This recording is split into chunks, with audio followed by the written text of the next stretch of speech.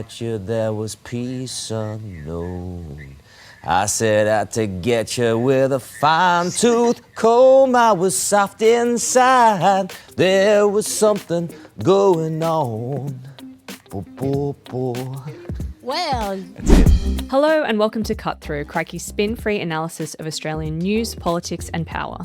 I'm your host, Crystal Andrews, and I'm here with Tina Quinn, Crikey contributor and host of Fourth Estate on 2SER, to discuss the rise and fall, I guess, of Karl Stefanovic and what it says about the wider media industry. Tina, welcome to Cut Through. I'm so glad to have you here and have this conversation with you. Fantastic. I'm so glad I get to, I'm so glad it's so nice of you to return the favour after a week apart. We were already chatting about this last week. It is. If anyone listens to this and has not had enough of this conversation, I was on Fourth Estate last week, and you can listen to that as well on all the podcast platforms. But, you know, we're here for a purpose because you've written an incredibly comprehensive piece for Crikey about Karl Stefanovic's career, you know, going back to the very beginning. I've read the 5,500 word draft of the piece, and when this episode is live, there'll be a somewhat shorter version of that published on the Crikey website. You spoke to an enormous number of sources who, you know, worked with Karl at Nine in various capacities, from, you know, quite junior sort of producers to on-screen talent, all the way up to management staff at quite senior levels, in fact. So without giving anything away, did you find yourself surprised by some of the things that the people that you spoke to for this story told you? Like, how did you walk away after having had so many conversations about this? What was your feeling? Yeah, I was surprised by how many people were willing to talk. I mean, when I started on the piece, and I sometimes, as you probably well know, the piece that you originally start out writing isn't always the piece that you end up submitting. It can sort of go into a different direction. But I did know that I wanted to really look back at Stefanovic's early beginnings and get a sense of what he was like, you know, coming up through the newsroom, and through Nine, the broadcaster that made him. And, you know, I remember one particular person who was extremely senior at Nine in management at one point. And when I first called this person, I mean, they said, look, even if it's on background and this is, you know, I speak to you anonymously, I still don't really, I just don't want to get involved. I just don't want to really get involved. You know, I've left Nine. I've walked away from all that. And we kept chatting, and an hour later, we were still chatting, and they were sort of giving me certain contacts of certain people that they thought would be useful to this story. And every phone call I made, the same thing kept happening. I mean, some were willing to speak right off the bat. Some took a little bit of coaxing and persuading, but every time they ended up being quite long conversations with people that had a lot to say. You know, I thought this would maybe take me a couple of days to write, but it took much longer. You know, I was getting sources left, right and center. And so it was quite surprising. It was. I think for anyone in the media industry, of which I know there's quite a few that listen to this podcast, it is absolutely a must-read piece, because at least from my, you know, reading, there are kind of two parallel stories in the one article. Firstly, it is about Karl's trajectory as an individual, you know, someone who rose to the absolute pinnacle of Australian television and Australian mainstream media.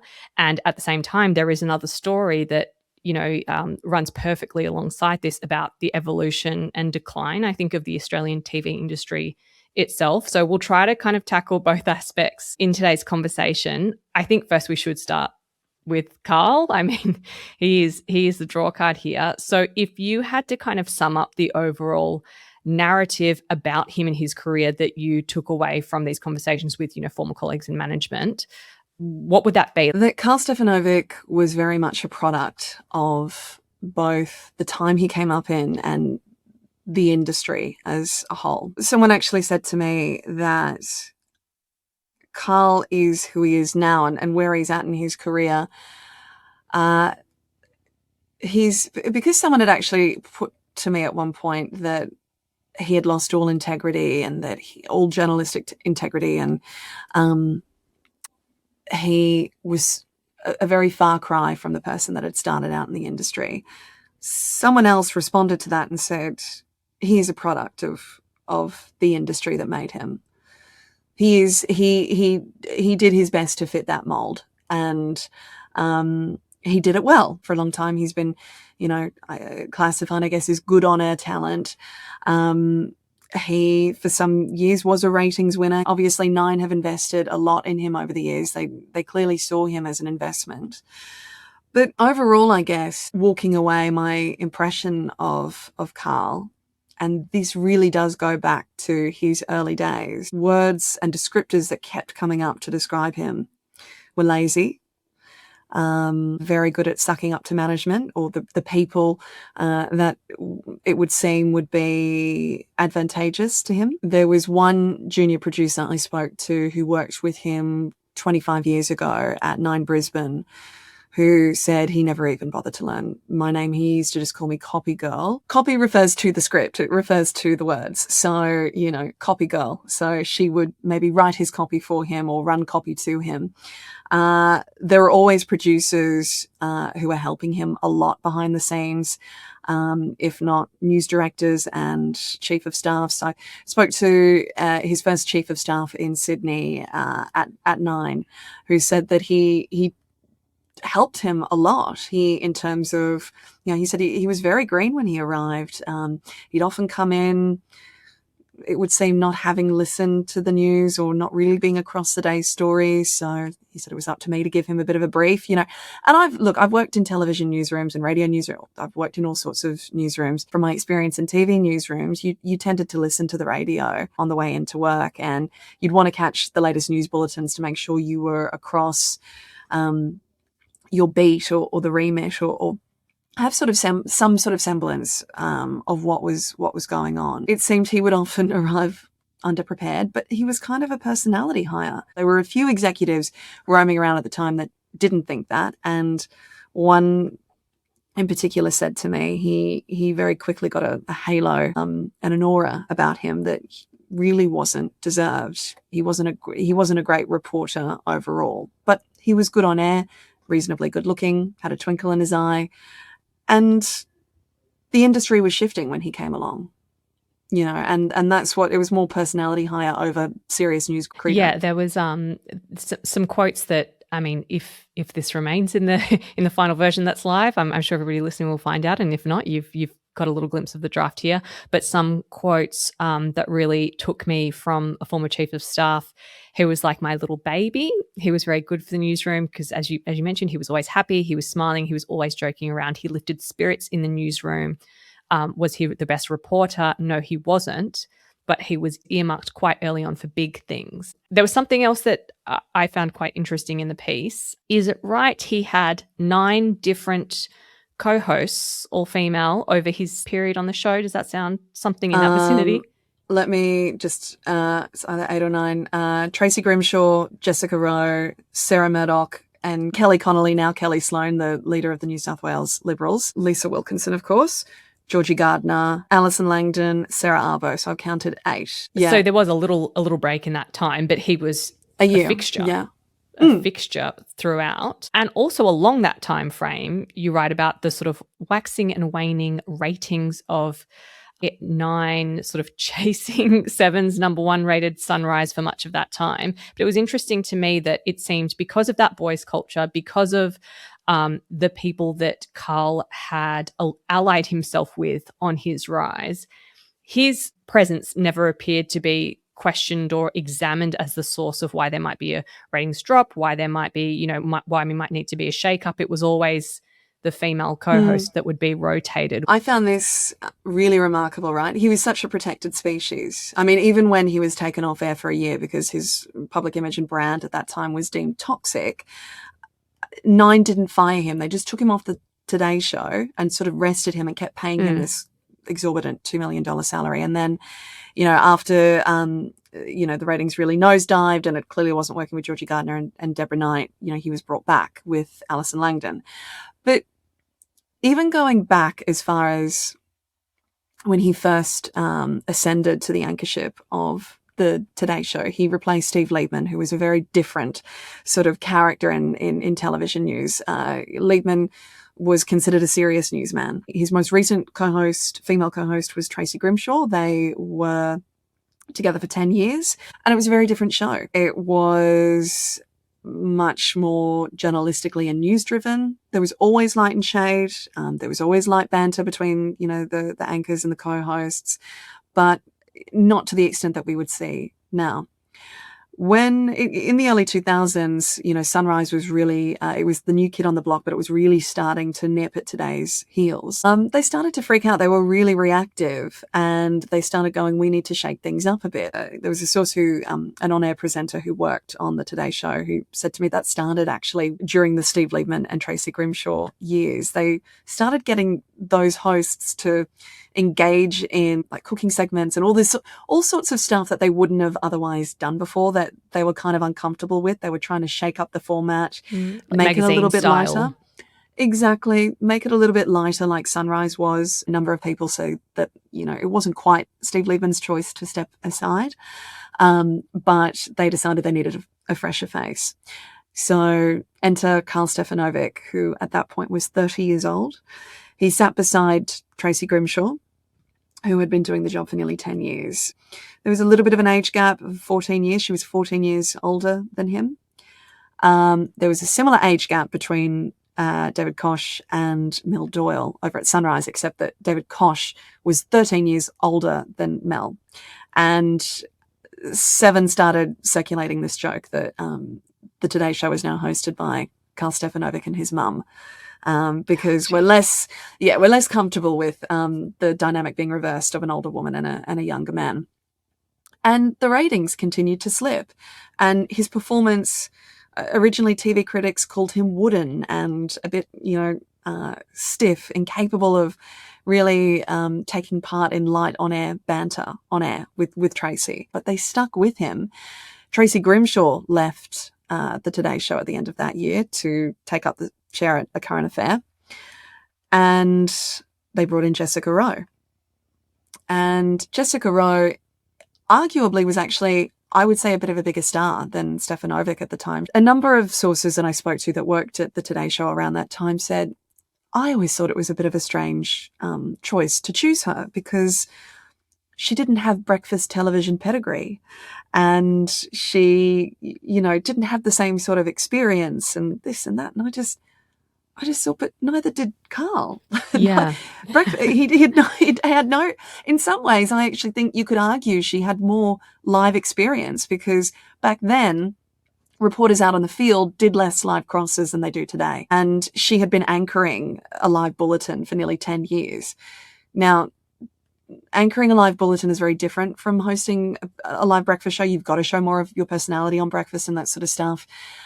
She wasn't as experienced at doing that, but almost immediately, the first reviews of her on-air performance, sort of rolled in within days of her starting, and they were somewhat negative. There was also a lot of politics going on, because there was a lot happening at Nine at the time. Kerry Packer had passed away. The executive that basically hired Jessica Rowe, whose choice it was to bring her over to Nine, was a man named Sam Chisholm, who loomed very large at Nine for many years. He made a number of enemies, and there are other people within the Packers Channel 9 that were wanting things done their way.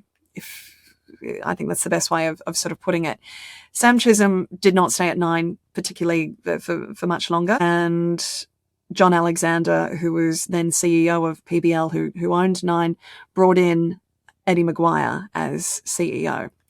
And very quickly, it was made clear to me that they didn't particularly like Jessica Rowe. They saw her as a Sam Chisholm hire. And there was so much acrimony between Alexander and Chisholm that they just didn't really want any of Chisholm's picks to remain. The media campaign became so out of control against Jessica Rowe. Like, it was daily, weekly columns about her performance. They commented on her weight. She was too thin, apparently. Her hair was too short. They didn't like the fact that she didn't have children. She admitted to the audience that, she didn't like cooking. And she's later made a brand out of that crap house. Well, I know, right? I know it's, we like our TV anchors, while they're obviously career women, we still want them to be domestic goddesses, I guess. The audience seemed to then pick up that they were obviously reading about in the papers, and they were writing into Nine every day. There were emails, floods of emails coming in, complaining about her. She didn't speak to me for this piece, but she has since spoken about waking up one Sunday morning to see a headline with her picture saying, "Is this Australia's most annoying person?" or "Is this the most annoying person on Australian television?" And then Channel 9's own Current Affair did a story asking the question, "Is this Australia's most annoying woman?" within Channel 9. Like, it's the same network. This is your talent. Network. Your this is show. your talent. Exactly. So it just became really clear that there was a campaign that was being driven with inside the network against her. She lasted 12 months. She was fired when she left to go on maternity leave. And what strikes me about that, there were a number of people that said, look, she just wasn't the right fit. She just wasn't the right fit. She didn't have the same pedigree. She didn't have the same this, that. The ratings, really took a nosedive. It was a disaster. It was this, it was that. I just don't know why she wasn't given the same leniency that Karl Stefanovic was, and that he was continually given. There are some answers, I guess, to that effect. It is quite clear that he was well liked, well protected, a bit of a special beast within the network, and had friends in very, very high places. He was exactly where he needed to be for his career, and it worked out very well for him for a very, very long time. Very lucrative. But as he did reach this pinnacle and was one of the most famous men in television. At the time of his come up, I guess, Nine is in this incredibly strong position, dominating, ratings, raking in the advertising. You mentioned in the piece, throwback to the "Still the One" tagline. You're still having fun, and we're still the one. But that was a very different television landscape to the one that we have now. And it has been changing for, I would say, 6 or 7 or 8 years. Crikey's media correspondent, Chris Warren, has written a piece recently about just how dire the situation is for broadcast television networks, both on the sort of like cultural front and their relevance, but also on the financial front and how expensive TV is versus, the advertising dollars that are still available to that medium. How much did that come up in the conversations that you were having with people about Karl's career and these like later stage changes, and how much was did that appear to people to be a driving factor? Well, huge, because as one person said, and there's a lot of people who might be sympathetic to the line that Karl is putting out there about free speech, and someone said to me, it has nothing to do with free speech. It all comes down to advertising. They don't really care about driving a particular ideological line. They care more about the sort of money they're raking in from advertisers. That's a huge part of that's their revenue stream, right? That's the business, yeah. That's the business. In the early 2000s, when Karl was sort of rising through the ranks at Channel 9, $386 million was the figure recorded within a 6-month period. I think it was the 6 months to June of 2002. Wow. It was either 2002 or 2001. That's how much they recorded in ad revenue. It was extraordinary. It was the halcyon days, right? And the changing business model, I think a lot of broadcasters are really grappling with, yes, their cultural relevance, but also the business model of how they can still keep funding their operation, and I liken this to the studio system of Hollywood in the 1930s and 40s and 50s, and that also went through a huge revolution. But the studio system, it was like, they were like these stables that had these great stars. They each had their own great stars, and they were very protective of their stable of stars. It all really started to change with the introduction of the OzTam rating system in the early 2000s. And it was David Leckie, who was then Nine's CEO and managing director, that introduced the system. And he was really excited about the introduction of it. He, kind of heralded it as this thing that was going to really transform, television ratings, and like Nine was riding really high back then, right? They were the number one network. Channel 7 was known as Channel Second. And when OzTam was first introduced, it was a bit of a disaster because it actually showed Nine's ratings in a less favourable light. Some said that there were mass problems with its accuracy in the beginning, and that was part of what contributed to it. But that was really damaging then to Nine's, still the one kind of image, public image as the number one broadcaster in Australia. And it continued to have rippling effects on the industry in ways that I think are still being felt today. So one news and current affairs director said to me, when OzTam was released, that was when you went from getting weekly ratings of a program to daily ratings. So each day you'd be getting what you'd rated the previous day. And it all started to become really reactive as a result. Like news and current affairs became so reactive because if there was a slip one day, how do we get it up the next? And what do we do? And it was, instead of sort of keeping calm and staying the course of quality television, quality news and current affairs, a quality product, because Nine was known as, out of all the commercial networks, it could deliver on quite a intelligent news and current affairs product. The Today Show was regarded as a good breakfast news program and all of that stuff. And from what I understand, what a number of people told me, it just really changed things because they all of a sudden became very stressed out about chasing daily ratings. And OzTam itself kept transforming, and as it developed further, you were able to get minute-by-minute ratings. You were able to get minute-by-minute figures on how many people were tuning in at one time. And that was then completely disastrous. A current affair used to be a very different show to what it is now. It wasn't so, consumer story driven and, supermarkets ripping you off or chasing would-be criminals down the street and all that sort of stuff. Dodgy mechanics, It used to be a much more serious news outfit. They used to do much more serious current affairs programs. With the introduction of OzTam, and then also as the industry was changing more and more, they tried to compete with Channel 7's Today Tonight. And they were chasing ratings. So they started transforming the show to mirror their more tabloid competitors. They would still have, a sort of set-piece interview with a hard-hitting politician. But those interviews became shorter, dealing with less complexity. They probably lessened the quality and they were probably less enlightening for the audience. You could see in the minute-by-minute viewership, the viewer numbers would go down when drop off. Yep. They'd start to drop off when John Howard would sit down and give an interview because there's a lot of viewers that aren't that interested in that kind of stuff. And so they were doing less and less of that hard-hitting stuff because they were reacting to what they thought was their audience and what they thought their audience wanted.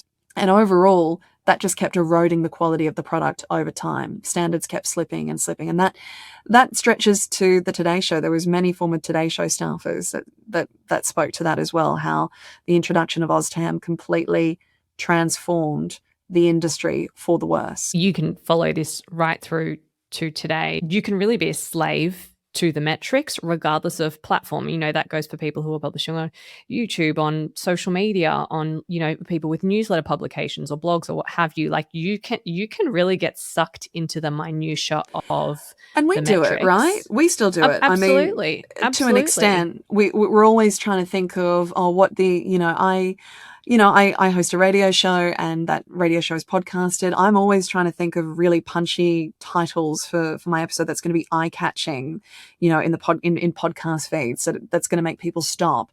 I'm thinking about the topics. Within reason, I still want to cover, and I'm lucky I have the freedom to cover what I think is important. But you do have audience in the back of your mind. You do have metrics in the back of your mind. But, you and I are just a little bit luckier that we're not as, like these big commercial networks.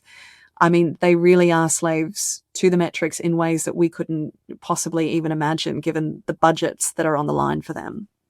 Absolutely. And, it is interesting, I think, what the state of play is now that it can simultaneously be true that Nine have let Karl Stefanovic go in part because of the reputational damage to the network, and that jeopardizing their relationship with advertisers, while at the same time, Karl is pursuing his own independent show, published primarily on platforms like YouTube, because there is more money to be made there, an audience to be had there that he feels has a greater uncapped potential for him.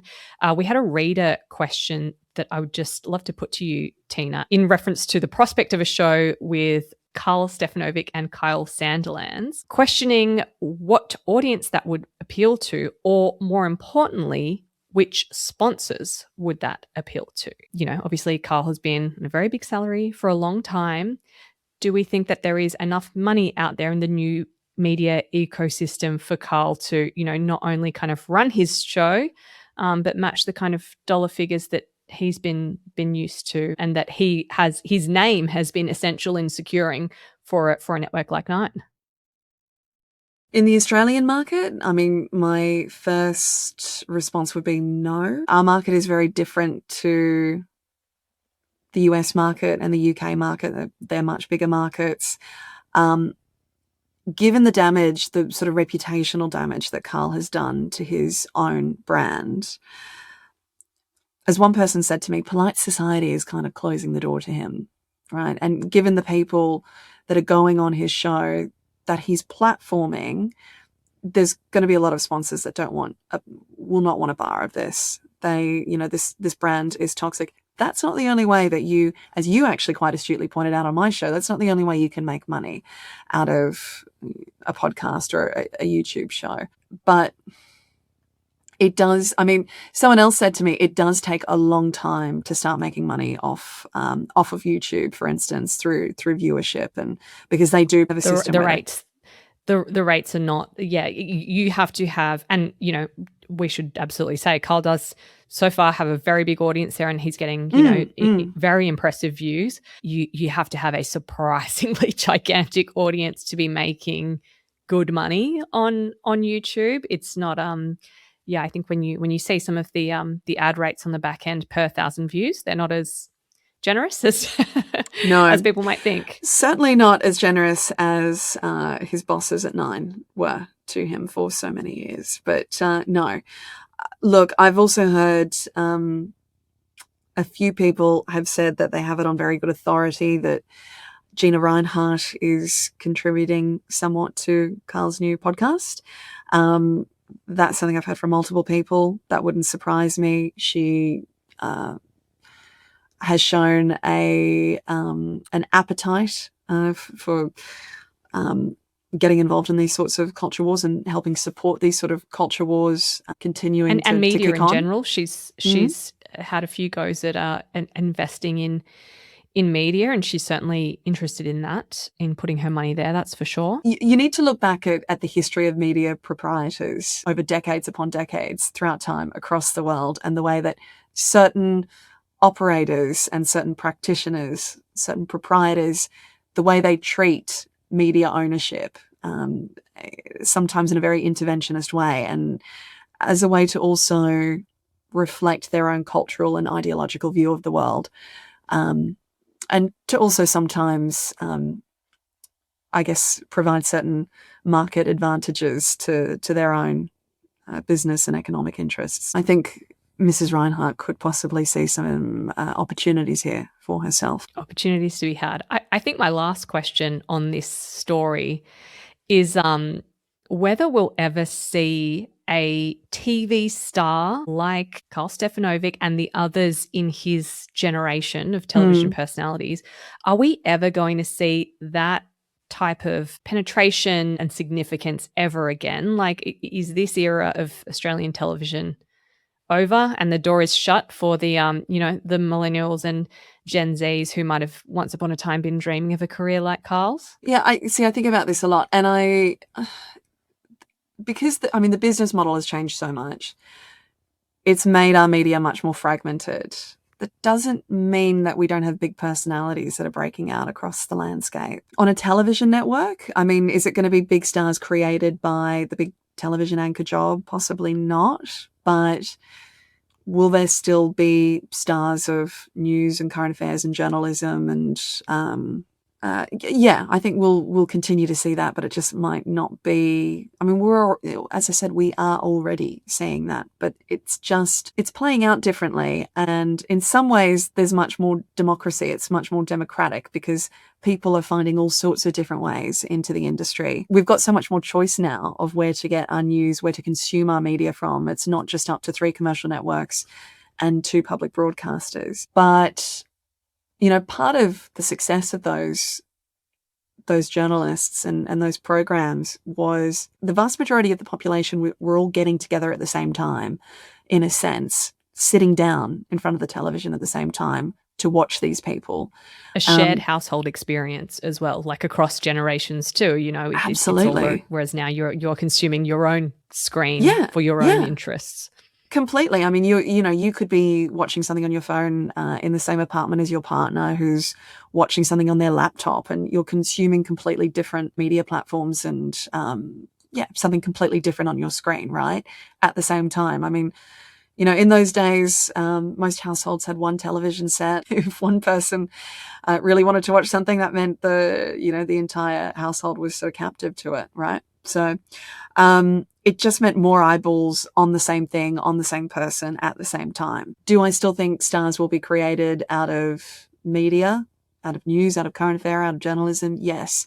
But it's going to look very different. And the other big difference there is that the cultivating of public images isn't going to be as controlled as a result. Yeah. Because some of these individuals are making a go of it on their own, and they're cultivating their own images, and they're not leaving it up to management who are employing the tactics of, you know, public relations specialists and spin doctors and all politics sorts of stuff. And the, you know, pushing this person forward and pulling someone else back. It is a whole new landscape for everybody listening and watching. If you have a tip of who's going to be the next big media star, please let us know in the comments. I would love to I'd love to know what people think about that, actually. I think it's going to be Crystal Andrews, just quietly. I've got a hot tip. That's my hot tip. You know what? Yeah. I am flattered and I disagree. Tina, before we sign off for this episode, we want to take a quick run at our new segment, Snooping with Cochon. Cochon is Crikey's tips hog, who is always on the lookout for juicy tidbits and curiosities to investigate further. Would you have anything that you would like to bring to the pig and our audience's attention?